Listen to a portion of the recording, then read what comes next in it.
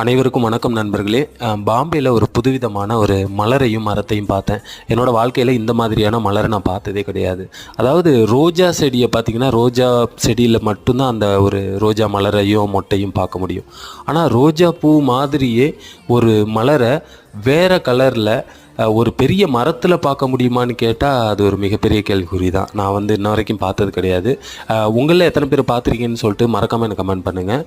ரொம்ப வித்தியாசமாக இருந்துச்சு. பூவாக இருக்கட்டும், மலராக இருக்கட்டும், அதோட மொட்டாக இருக்கட்டும், அந்த மரத்துக்கிட்ட நிற்கும் பொழுது ஒரு புதுவிதமான வாசனைகள் வந்துக்கிட்டே இருக்குது. இதுக்கு முன்னாடி ஒரு மலரை பற்றி போட்டு இருந்தால் ரொம்ப சரியாக நிறைய பேர் சொல்லியிருந்தீங்க, இது என்ன மரம் என்ன மலர்னு கரெக்டாக சொல்லியிருந்தீங்க.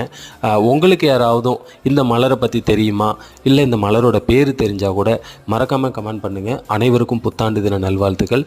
இது போன்ற தினம் ஒரு தகவலை தெரிந்து கொள்ள மறக்காமல் என்னோடய சேனலை சப்ஸ்கிரைப் பண்ணுங்கள். நன்றி.